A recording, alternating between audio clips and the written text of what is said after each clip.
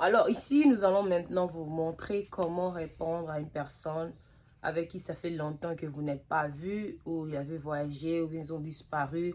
Et maintenant, ils sont là, vous êtes rencontrés. Nous allons vous montrer l'exemple. Peut-être vous pouvez rencontrer quelqu'un et vous dire, ah, it's been long, it's been a while. And tu poses la question, what is long? While, c'est quoi? Alors, nous allons vous montrer comment répondre à ça. Good morning, Elijah. Good morning, Steph. Long time no see.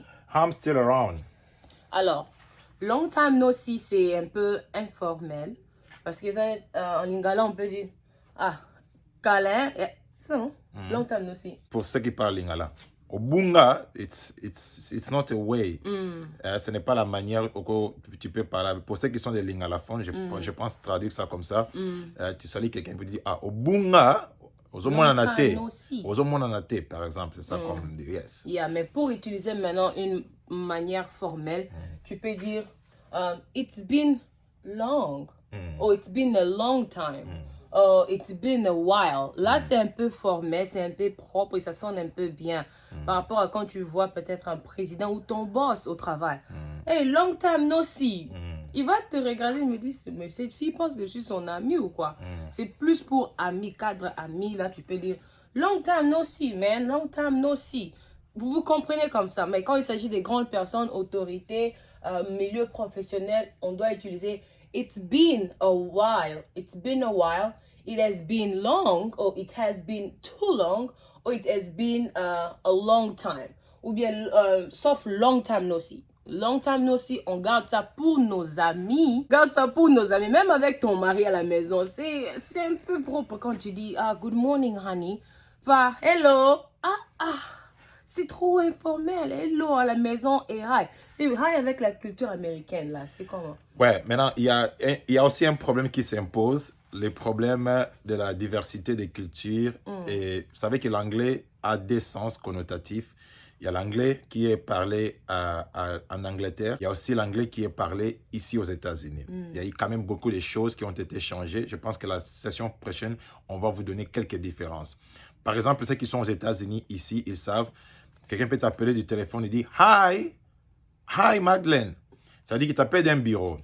Tu peux répondre toujours « Hi ». Tu comprends? C'est une salutation qui est générale. Neutre. C'est-à-dire qu'il ne te connaît pas, il ne connaît pas qui tu es, quelle rangée et quoi faire. Il peut dire hi et puis s'introduire. Yes. Mais comme nous avons parlé, comme l'enseignante l'a dit, que dans les formels, nous gardons les trois salutations du temps qui est good morning, good afternoon and good evening. Par exemple, quelqu'un qui veut adresser un discours, tu ne peux jamais dire hi everybody, ça dépend du cadre. Encore nous soulignons. Vous voyez, si tu es peut-être en train de faire un discours dans un cadre où il y a des entrepreneurs, les gens qui sont dans les business, il y a des chefs d'État, il y a des généraux qui incarnent certains pouvoirs, c'est pas tellement formel de commencer à dire hi everybody. So, vous rentrez dans les formels pour dire good morning, dépendant des temps et de l'ère à laquelle vous adressez ces messages. Thank you so much. Alors ça, c'est juste pour dire long time no see. Donc, ça fait longtemps que je te vois pas. Long time no see, ça veut dire ça fait longtemps. Kalain na mona ote. It's been long time. It's been a long time. C'est la même. Tout ça ont la même signification. It's been a long time. Ça fait longtemps. It's been a while. Ça fait un bail, comme les gens disent en français, ça fait un bail que je t'ai pas vu. It's been a while. It has been long. Donc, ça fait longtemps que je t'ai pas entendu, je t'ai pas vu. Oh, it has been too long. Ça fait très. Quand on dit too, c'est très. Ça fait too. It's been too long. It's been too long. So, ça fait très longtemps que je t'ai pas vu. Ça fait très longtemps que je t'ai pas entendu. Alors, vous pouvez utiliser. Alors, maintenant, quand il s'agit d'introduction, nous allons vous montrer quelques étapes, comment vous introduire à une personne ou comment répondre quand une personne que vous ne connaissez pas, comme on appelle ça en anglais, stranger. Stranger veut dire étranger, quelqu'un que tu ne connais pas un nom, quelqu'un que tu n'as jamais vu, et il vient se présenter devant toi. Nous allons vous montrer comment répondre. Hi. Hi. Nous allons utiliser hi parce que c'est neutre. Hi, ce n'est pas informel, ce n'est pas formel, mais c'est au milieu. Parce qu'on vous a expliqué, la culture américaine a normalisé les hi étant que formel, informel, neutre au milieu. Alors, nous utilisons plus la hi. Hi. Hi. What's your name? My name is Elijah. Nice to meet you, Elijah. Nice to see you, Steph. Where are you from? I'm from DR Congo. C'est simple. Quand je dis hi, c'est salut. C'est une salutation. Et Elijah a répondu salut. Et j'ai demandé what is your name? What's your name? On met l'apostrophe qui montre juste que what is your name. Tu peux dire what your name ou bien what is your name. J'ai posé à Elijah what is your name? Comment tu t'appelles? Et Elijah répond mon nom est Elijah. Et quand tu réponds à la personne, tu dis nice to meet you. Nice to meet you veut dire très ravi de te voir. Très ravi de vous voir, Elijah à la fin. Pour montrer à Elijah que je me souviens de ton nom. Je n'ai pas oublié ton nom. Nice to meet you, Elijah. Tu peux aussi dire nice meeting you, Elijah. C'est la même chose. Nous voulons plus vous montrer un côté formel pour que peu importe où vous allez, vous allez savoir comment parler aux gens dans une façon très formelle. Et quand je posais à Elijah la question, where are you from? Souvenez-vous, ça c'est une personne que je ne connais pas, Nazoye Baye. Je suis en train d'apprendre à connaître la personne. J'ai demandé à Elijah, where are you from? Where are you originally from? Ce sont les mêmes questions, mais on les pose différemment. C'est la personne, quand on te dit, where are you from? Ça dépend du contexte, parce que tu peux être à la maison, tu es sorti, et quand tu rentres, on te demande, where are you from? On ne te demande pas ton pays quand même, on te demande, tu viens d'où? Mais ici, quand il s'agit d'introduction, quelqu'un te demande « Where are you from ?» Cela veut dire « Tu es originalement de quel pays? Tu viens de quel pays? » Alors, quand on dit « Where are you from ?» I am from Congo. I am from Nigeria. I am from... there's so many, il y a beaucoup de pays. Ou on peut te demander « Which state are you from ?» Les states, c'est l'État. Surtout pour ceux qui vivent en Amérique, les states, c'est l'État. Quand on te demande « Which state are you from ?» ou « What state you living in ?» Là, tu réponds, I live in Michigan, I live in Texas, I live in California. Il y a beaucoup d'exemples. Alors, premièrement, première étape, can you explain the steps for them? Ok, c'est comme on vient de vous parler sur les étapes. Il y a la salutation et puis intervient le nom de la personne. Et puis il y a ce qui veut dire ravi de te voir, nice to meet you. C'est peut-être pour la première fois que tu as rencontré cette personne, tu es ravi de lui voir. Pour certaines personnes, ravi de faire votre connaissance. Ça dépend. Dans le contexte anglais, nice to meet you. Et puis, la question maintenant, c'est la question qui engage la personne à connaître de plus de toi. Tu viens d'où? Tu es d'où?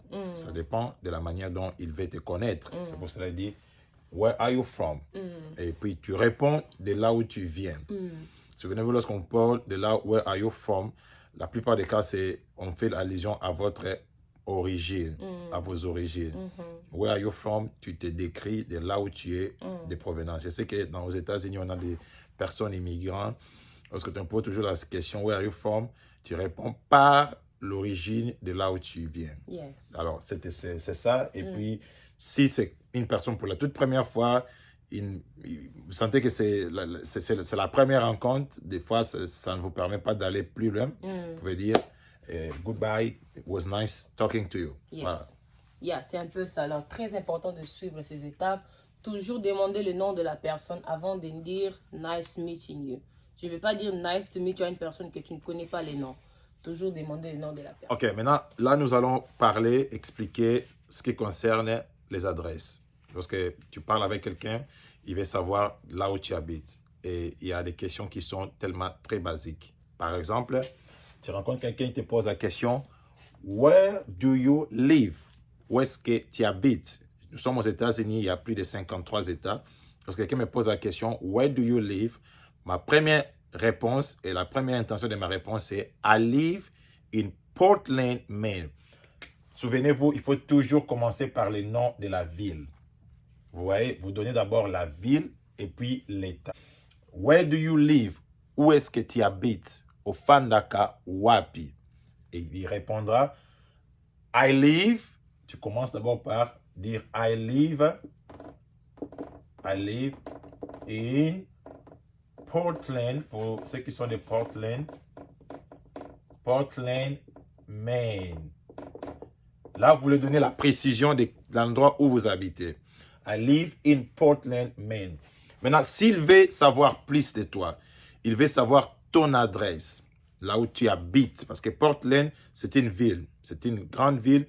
Et puis Maine, c'est un état. Il ne peut pas seulement te localiser comme ça. S'il veut savoir là où tu habites, après, à partir de là, il va maintenant préciser. Pour naba oyo bafanda na Portland.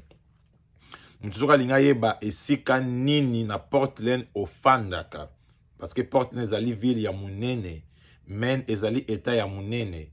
Ce qui mutalinga yeba adresse na yo esika ofandaka physiquement. Akotuna yo question en disant what's your address? Adresse na yo eza nini? Quelle est votre adresse? À ce moment-là, tu vas répondre en disant mon adresse physique est my physical address. Et là, maintenant, tu donnes ton adresse. Chacun de nous connaît son adresse. Moi, par exemple, je peux dire j'habite, j'ai choisi une adresse un peu comme ça. J'habite à 180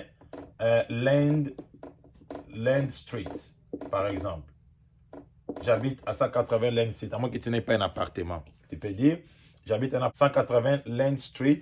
Si tu as l'appartement, tu peux ajouter parce que peut-être il pourra peut-être se rassurer s'il vient te chercher, qu'il sache dans quel appartement que tu habites. Tu peux dire, j'habite à 180 Land Street, appartement. C'est pas on fait le signe de dièse pour l'appartement ou bien on écrit comme ça, APT, qui veut dire aussi appartement. Number, apartment, number, tu peux dire 9, par exemple. Donc, tu donnes ton adresse physique. Alors, soit, on peut aussi te poser la question, what's your mailing address? Souvenez-vous, l'adresse physique et l'adresse mailing, c'est différent. Le mailing address, qui veut dire tout simplement en français, adresse courriel. Il y a des personnes qui habitent quelque part, mais qui reçoivent leurs lettres courriel qui viennent de la poste, DHL. Pour ceux qui font les achats Amazon, ils ont aussi l'adresse mailing, courriel, où on les envoie les histoires. Alors, il faut toujours préciser, si c'est différent, tu peux dire my mailing address is 5. Donc, on peut t'envoyer tes courriels pour beaucoup de précisions. Donc, je vais récapituler rapidement pour finir. Nous sommes dans les adresses. Where do you live? Où est-ce que tu habites? I live in Portland, c'est la ville. Et puis, Maine, c'est les States. Maintenant, si on veut savoir plus de l'adresse, on va dire encore, what's your address? Là, on te demande maintenant, à Portland, tu dois avoir une adresse. Maintenant, tu vas dire que my address is 80 Land Street, apartment 9. Et il arrive aussi, pour raison de précision, on peut aussi savoir, c'est très important de toujours mettre les zip codes. Il faut mettre toujours les zip codes. Ce sont les codes des villes pour préciser à quelle contrée de la ville tu habites. Par exemple, pour ceux qui sont des Portland, Maine, ils ont les zip codes de 04102. Ils ont les zip codes de 04101. Ils ont les zip codes de 04103. Ça, c'est pour faciliter les gens de la poste lorsqu'ils vont donner le courriel. Ils se réfèrent toujours à vos zip codes. Ce sont les codes postaux. Zip code qui veut dire code postal. Code postal. Donc, zip code veut dire code postal. Donc, c'est ça, en fait. Et le mailing address, comme je vous ai expliqué, c'est l'adresse courriel. Lorsque vous le donnez aussi, précisez toujours vos zip codes. Donc, pour ceux qui sont à Portland, ils peuvent facilement avoir l'idée. Ok, merci beaucoup à tout le monde qui ont participé à cette classe. Tout ce que je vous demande encore, comme je le fais chaque jour, de réviser les vidéos. Vous n'allez pas apprendre tout ça en une journée, c'est en pratiquant à chaque fois que vous allez maîtriser. Regardez la vidéo, prenez votre temps, exercez-vous. Comme on n'a pas le temps de faire de Zoom, c'est quelque chose que je suis en train de préparer, où on aura des Zoom classes, où on aura des interactions, vous allez poser des questions, ça sera mieux. Mais pour l'instant, prenez le temps de lire, de comprendre tout ce qu'on a expliqué. C'est pour votre bien. Et abonnez-vous sur la chaîne, partagez la vidéo avec ceux qui veulent apprendre l'anglais. La chaîne parce que alors, que Dieu vous bénisse, à la prochaine.